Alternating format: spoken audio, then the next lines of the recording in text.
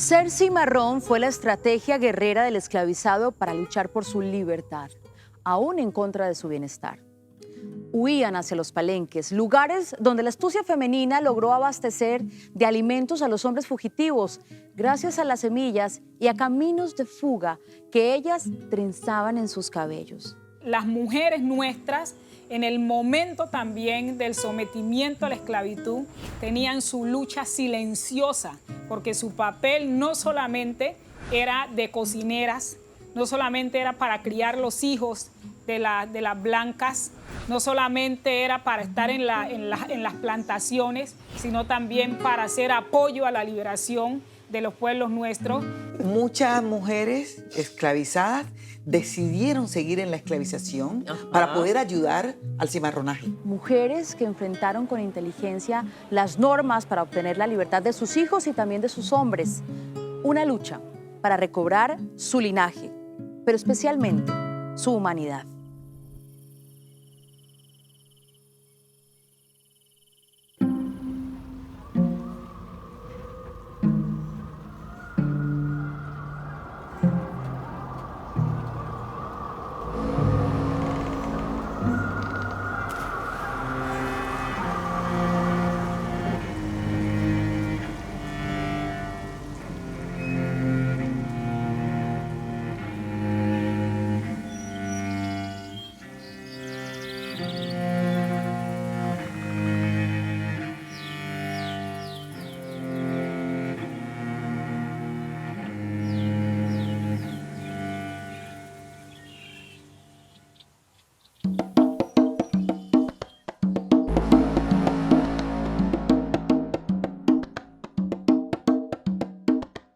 Durante los primeros años de independencia republicana, las comunidades negras enfrentaron muchísimos obstáculos para hacer efectiva la igualdad de derechos. La ley de vagancia fue una de ellas. Por ejemplo, en respuesta, esta ley decía la esclavizada Toribia de Popayán, 1842. No se crea que yo solicito mi libertad para que, viéndome en este caso, pasar a un libertinaje que no es digno de persona honrada. Antes, por el contrario, usted verá que mi comportamiento será mejor y que no se dirá cosa alguna que pueda desdecirme, pues mi ánimo es el de portarme mejor en la sociedad. Toribia exponía su buen comportamiento, una justificación que hoy todavía tenemos que expresar nosotros los negros para ser considerados dignos de ser tratados por igual. Yo, como descendiente de africanos, me sentiría muy mal si hoy la historia me deja solo en el registro que mis antepasados llegaron y que de manera muy sumisa aceptaron esa condición. Es que pongámonos aquí, imagínense ustedes, si hay un poco de gente que hoy le da miedo ponerse una vacuna que lo va a salvar, imagine usted que le pongan un hierro caliente en la piel, pero además para marcarlo y que esa marca diga que usted pertenece a otra persona. Creo que la rebeldía es la búsqueda. Digamos, la rebeldía es el constante buscar lo que se nos ha negado o lo que hemos perdido. Y creo que para el caso de los africanos esclavizados, la rebeldía era sencillamente buscar lo que se les había robado, ser humanos. No es que llegaron aquí simplemente listo, sí amo, yo hago lo que usted diga. No, indudablemente todo ese sentido de libertad y toda esa rabia y todo ese dolor que significó el proceso de esclavización, acá también fue derivando en cauces, fue saliendo por diferentes causas, y de allí van surgiendo organizaciones y van surgiendo intentos de superar esa condición de esclavización tan fuerte que se vivía.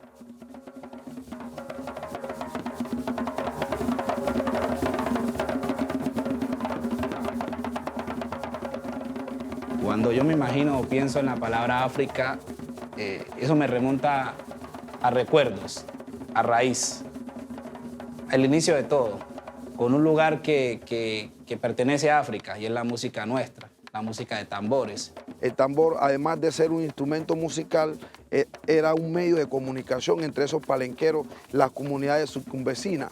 De hecho, con el Mapalé hacemos una pequeña radiografía de todo ese proceso, donde los negros en sus momentos libres practicaban esta danza. Ce qu'ils ont fait, c'est de mettre en scène leur servitude. Leur servitude qu'on leur imposait, c'est ça qu'ils l'ont mis en forme d'art, de musique. Et ils le faisaient, la danse. Et les maîtres et leurs femmes applaudissaient, disaient voilà, les singes là, ils machinent, etc. Et ils utilisaient aussi le tambour. Le maître n'entendait que le son, c'est de la musique.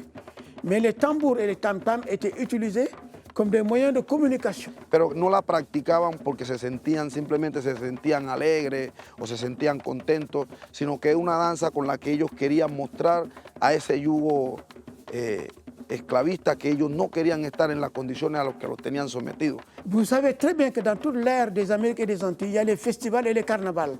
C'est très célèbre dans tout, en Colombie et ailleurs. Les esclaves utilisaient les carnavals et les festivals, surtout les carnavals, à la fois comme moment où ils se retrouvaient ensemble, parce qu'ils étaient séparés toute l'année, dans les fermes et les plantations, mais au moment des carnavals, on les amenait ensemble. Donc ils se retrouvaient ensemble.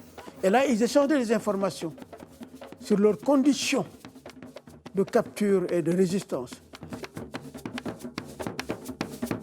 Palenque, evidentemente, se inicia y representa sobre todo África.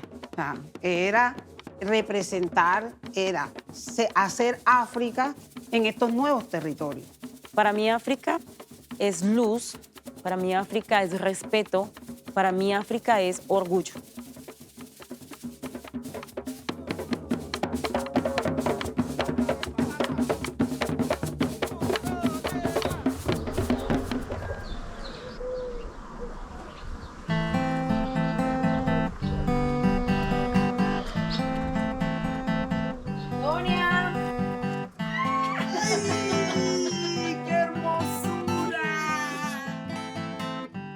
Bueno, ¿y qué es todo esto que están haciendo aquí? Esto sí es nuevo.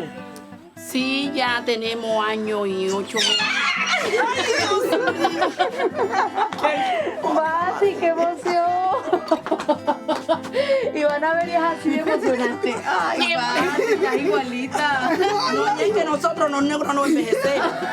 Nos llega la edad, pero quedamos intactos. ¿Cuántos años sin verte?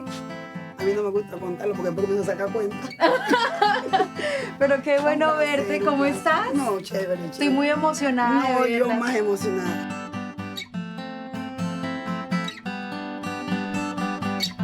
¿Cómo lograron esto tan bello? Mabel, yo le digo al grupo de compañeros, yo soy la de más edad, no la más vieja. La madre de todas. La madre de todos, del de equipo. que esto es un parto. Claro. Tenemos desde el año 2011, 2012. 2011, que venimos con ese sueño donde pudiéramos mostrarle a todo el mundo que es Palenque en una casa. Es que yo vine hace 11 años y ustedes estaban labrando camino para hacer sentir su voz dentro de todo esto que están mostrándonos. Y me gusta mucho, Basilia y Antonia, que me dicen como que está concentrado aquí. ¿Por qué Palenque está concentrado aquí? ¿Qué es lo que hay aquí? Bueno, aquí está toda una historia, toda una vida. Aquí mostramos desde el recorrido que creemos que nos tocó pasar, que es todo un andamiaje de dificultades, claro, pero que está hoy. Nosotros podemos decir con propiedad de que fuimos las primeras personas que fuimos desplazados sin que ni siquiera existiera esa palabra. Porque en esa época no existía la palabra desplazado, claro, pero fuimos desplazados de tan lejos, desde acá recorriendo, y hoy estamos acá en Colombia. En San Basilio de Palenque. San Basilio de Palenque, precisamente un pedacito de África en América.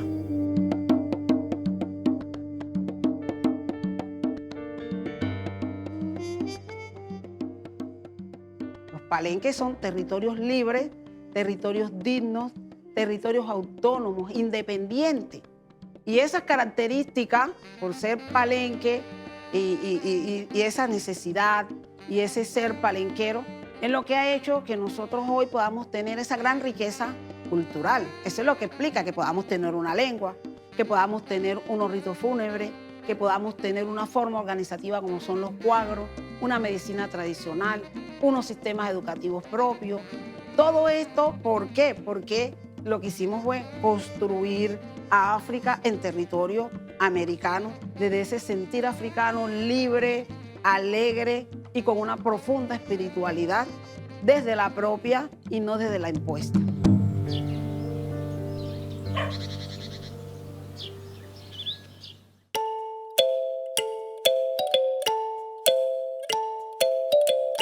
Tomás Carrasquilla, en 1890, escribió Simón el Mago, un relato costumbrista que revela la mezcla de creencias religiosas de blancos de abolengo, indígenas y negros, elaboradas en las cocinas, patios y corredores de casonas antiguas.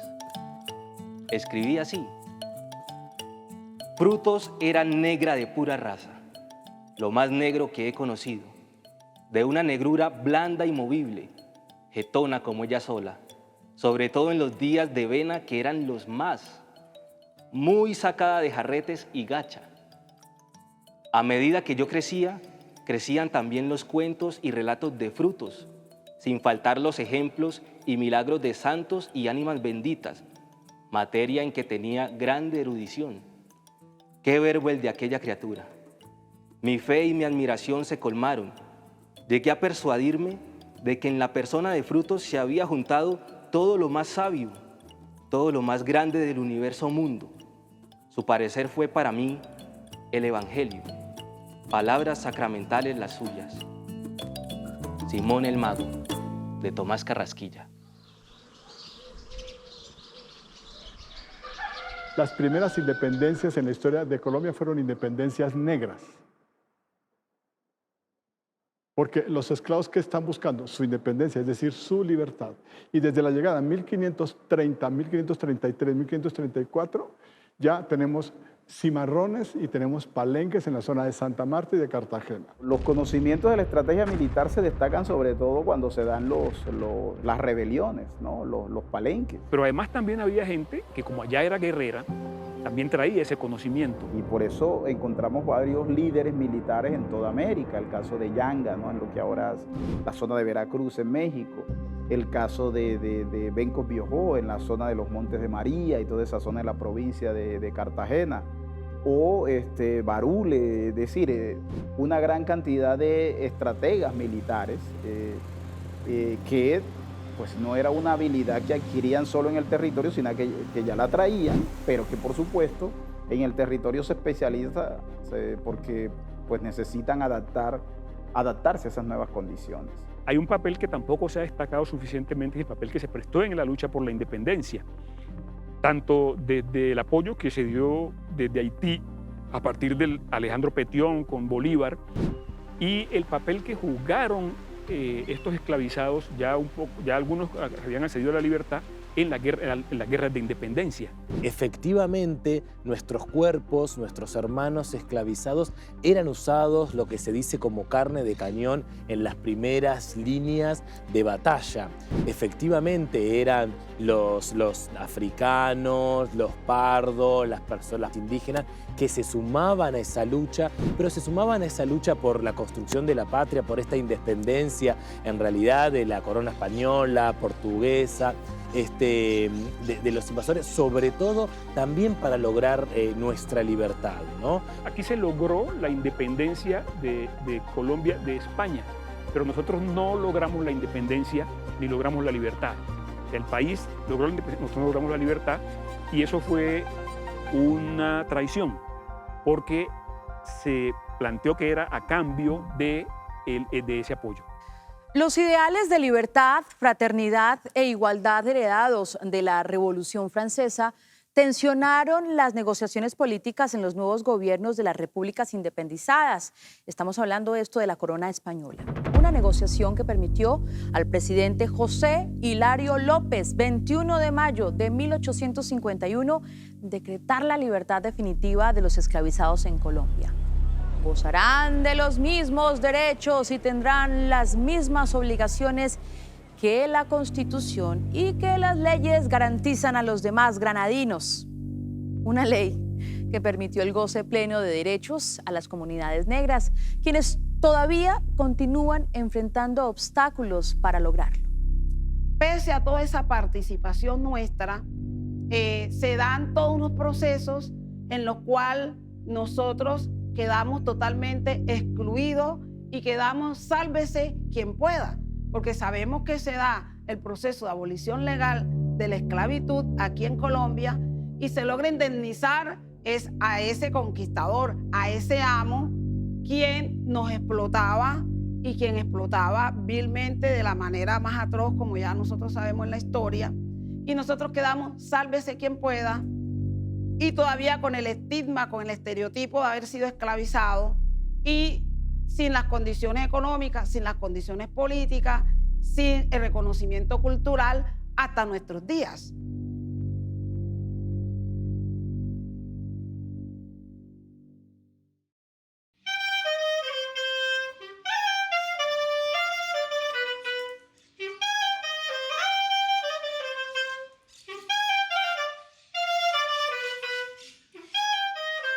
A veces se dice, bueno, pero es que esta gente ubica unos lugares que son de mucho riesgo, están ubicados en lugares de mucho riesgo, lugares muy distantes, muy alejados. Entonces, claro, a veces incluso hay políticos que llegan a plantear, que han llegado a plantear que es que con las comunidades negras es muy difícil porque están ubicados y porque hay unas barreras físicas, pero esto no es gratuito.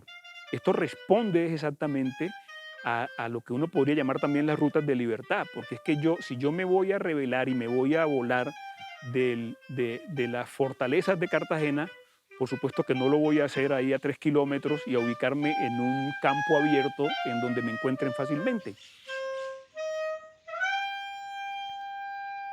La gran mayoría de esclavizados buscaban su libertad a través de leyes o de normas y bajo una figura que se denominaba las cartas de manumisión, por compra o por gracia. Por compra pagaban su libertad. Esto sucedía muchísimo en las áreas de plantaciones, en las zonas mineras, por ejemplo, en Brasil, en Santa Marta. Y por gracia, por afecto, los patronos lo que hacían era entregar la libertad a los esclavizados, pero en muchas oportunidades los herederos no reconocían esa figura y los esclavizados tenían que acudir a los protectores de esclavos para tener su libertad. Se tiene que relevar que de alguna manera por distintos medios esta población logró mecanismos inéditos de ahorro de una persona que se supone que no tiene nada, se supone que todo lo que trabaja es para el amo y aún así logran alcancías de ahorro y decirle a este señor, mire, usted me había tasado en 300 patacones y yo aquí los tengo. Si tú miras el proceso de los negros, ellos eran mineros, iban guardando para después enfrentarse con el otro, con el verdugo y decirle, te compro mi libertad, aquí tengo tantos granos de oro. Entonces, claro, se vienen una cantidad de litigios porque a veces el amo incumple. El amo le dice, yo te voy a tasar en esos 300 patacones y cuando ya el esclavizado los tiene, entonces le dice, no, es que eran 300 en ese momento, pero ahora que ha pasado este tiempo, entonces ahora son 500. Y eso es algo bien importante que Colombia no lo cuenta, cómo los negros hemos comprado nuestra propia libertad. Hay casos bien interesantes porque, bueno, casos incluso de que una mujer compra la libertad de toda la familia, comenzando con la de ella, luego los hijos, luego al padre de los hijos y el mantenimiento del núcleo familiar, en fin, todo ese tipo de cosas se dieron. Y hay algo bien interesante en el proceso, en el siglo XIX, incluso antes de que se dé la abolición definitiva de la esclavitud, hay territorios donde personas deciden reunirse, la comunidad se reúne, junta un capital, junta un dinero y compra una tierra que la compra para habitarla ellos y una de las cosas que dicen es que no se puede dividir. Algunos compraban tierras u otros que efectivamente a raíz de la abolición de la esclavitud sus esclavizadores les dejaron como herencia las tierras y hay casos que están en estudio, lo de Barú, lo de Tierra Bomba y muchos en la costa norte. Eso existió y entonces hay análisis muy interesantes sobre las diferentes formas de tenencia de tierra que han tenido las comunidades negras y hoy pues obviamente Adicionalmente está el tema de la titulación colectiva. A partir de la independencia y considerándose como una república liberal, sucedió una controversia entre reconocerse como un Estado liberal. Esto significaba igualdad para todos sus ciudadanos y romper con el postulado que planteaba la época esclavista en nuestra región, considerar al objeto sujeto como una propiedad. Enorme tarea tenían las Américas entonces.